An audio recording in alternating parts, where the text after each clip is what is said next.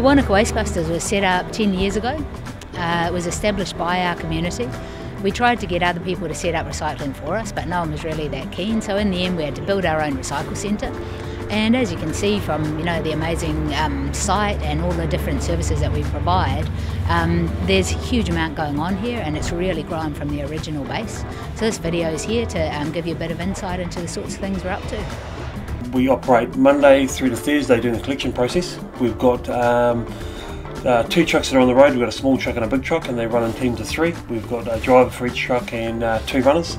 We do all of Wanaka, we do Padrona Valley, we do all the way up to Albertown, Lake Hawea, come through back and do Luggett. So we do the greater wider community and Mount Barker as well, out by the Toy Museum and all that sort of stuff. So the 4 main recyclables we pick up are paper, bottles, cardboard, aluminium and tin, and plastics as well. We collect from 1s to 7s. 1s and 2s being your milk bottles and your Coca-Cola bottles and all those sorts of things. Everything else is your coloured plastics like L&P bottles, your lead bottles or lemonade bottles, and your janitorials as well, which are your dishwashing liquid containers. Everything else that's collected goes into the bay or the loading bay.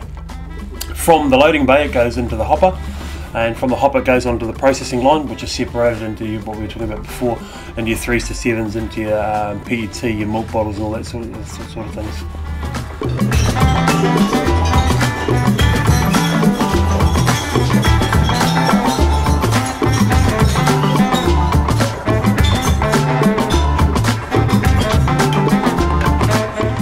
So with the cardboard, what happens is when we come in, it gets offloaded and goes straight into the the press bay, and from there we call it the containment area. From the containment area it goes into the press and then gets bailed out.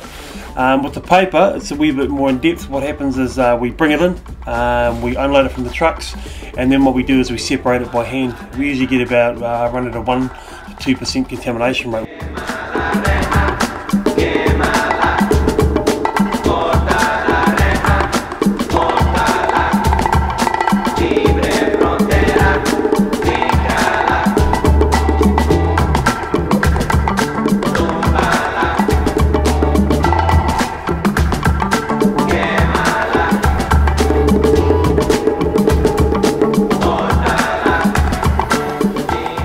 The shop is a very large part of Wanaka Wastebusters.